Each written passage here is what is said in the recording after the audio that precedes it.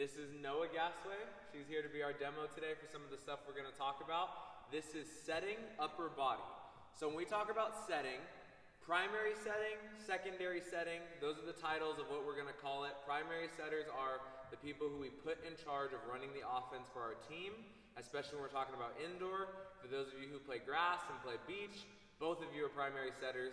Secondary setters, those are going to be the people other than the primary setter who are going to be prepared to set the ball. So this technique, the stuff we're about to show you, is built for both. Make sure you're locked in. Get your notebooks. Let's get ready to roll. All right, so first thing I want to show you guys is this. All right, this is a heavy ball. You can get one of these on Amazon.com. Pretty cheap, pretty easy to access. This is going to help you train your wrist, whether you're an experienced setter, whether you're a beginning setter. Noah uses one of these every time we train. This is something you may want to get your hands on. You can totally do everything that we're about to show you with a regular volleyball, beach volleyball, indoor volleyball, doesn't matter.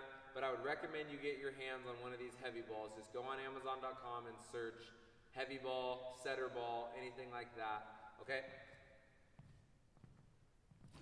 All right, so the first thing Noah's going to show us is what it looks like to set ourselves up. And remember, all you need is some space, maybe occasionally a wall, and some motivation. All right, so Noah's going to face you on her knees. Like I tell you guys all the time, usually I like to have my athletes have a volleyball in between their knees. So we're going to go ahead and make that happen for Noah. Noah, go ahead and throw that between your knees. All right, so we'll talk about this piece by piece as we do with all our stuff. We'll let you know what's important. All right, the first concept, you guys should be writing this stuff down if you have your notebook with you. 2 inches between the index fingers, 2 inches between the thumbs. For some people with larger hands, we may call it 1 inch, and we really don't ever go anything wider than that. But 2 inches between the index, 2 inches between the thumbs, that's going to be first. The second thing is, we want you all to start with a straight line from your elbow to your middle finger. The reason that is I want you all, when we start talking about cushioning the ball, to have somewhere to go. So we want to start with a straight line from the elbow to the middle finger. And then the last thing is, in terms of the lift, so when you guys hear me say the word lift, I'm talking about how we get our hands up ready to set the ball. We're going to create the right elbow angle to where when Noah lifts her arms, her elbows are in line with her eyes, okay? So right here, this is the perfect lift. 2 inches between the index, 2 inches between the thumbs, straight line from the elbow to the middle finger, and then elbows in line with the eyes. So if you're at home, you can do this right as you're watching this video, in your chair, standing up, whatever it is. Start with your hands by your waist. Start to gauge exactly how much elbow bend it's going to require for you to just have to move your shoulders, right? This is probably a little too extended. This is probably a little too bent. We're Papa Bear's porridge, that sweet spot. All right, 2 inches between the thumbs, 2 inches between the index. She's going to do 4 lifts slowly on her own. We'll see what it looks like. Boom. And she wants to try to keep that 2 inches the whole time. Between the index, between the thumbs. Remember, this is called the lift, L-I-F-T, lift. All right, that's pretty darn good. The next thing she's going to practice is 3 of those lifts quickly. So she's going to try to snap up her lift without having any extra movement from her hair or her shoulders, or what we call a rock back, where her hands come beyond her forehead and then go back to the forehead position. As soon as she lifts, we want it to just sit above her forehead. Let's see it. 3. Boom. Smooth. Boom. She's got it. Okay, so that's the lift. Practice that every single day. And like all the stuff that we show you in these workups, you've got to make sure that as we add on, you don't lose the original stuff. So as we're talking about this lift, when we start showing you what it's like to cushion the ball, to release the ball, all that sort of thing, you want to make sure these lifts are clean the whole time and you know what they look like. Okay? So the next thing she's going to practice is she's practiced this lift. She'll lift her hands. All right? And now, as she tilts her head to look up at her hands, because that's where the ball will be, she's going to leave her shoulders, elbows, and forearms where they are. Her index and thumbs are going to cushion the ball towards her face, and she'll keep that 2 inches between her index and thumbs.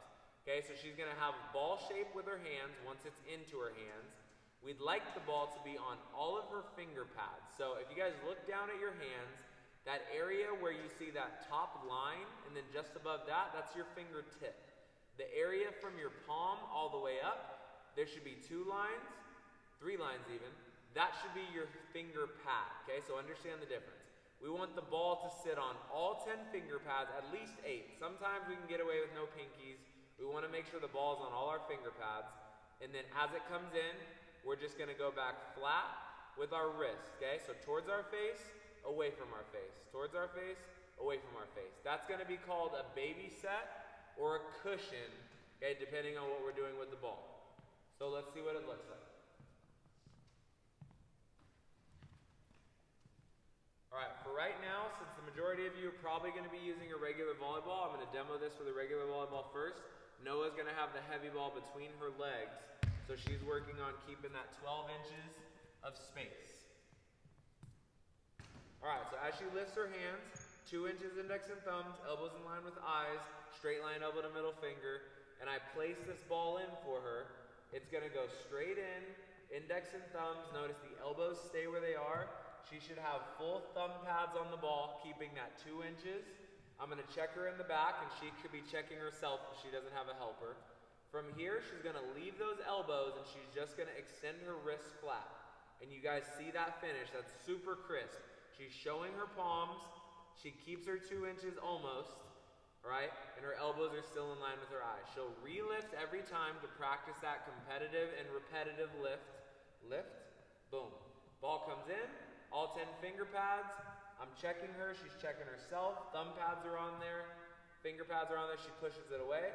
Okay, she'll turn around and flip so you guys can see what it looks like from a back angle.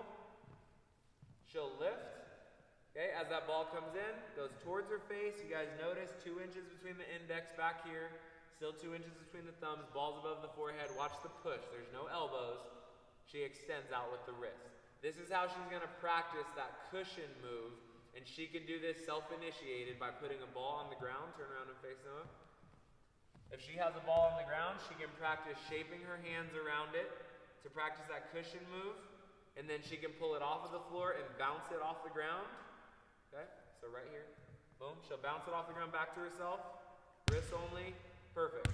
That's how she can practice that towards her face and away from her face move. And that's how you can practice it at home as well. All right, next step. So that's called the cushion. She's going to continue to lift. Now I'm going to initiate her. This is where you could have a helper, a parent, a friend, a brother, a sister, a coach, anybody like that. Go ahead and lift.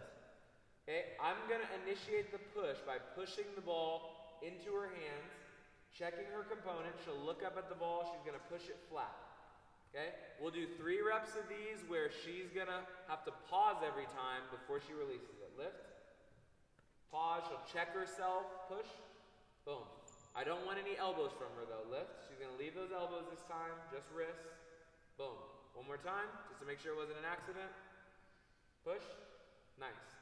Now, if she starts to feel more comfortable with that, whether that be she requires 3 days and 40 reps a day, or whether she's good at it in 3 reps, whatever your pace is, go with your pace.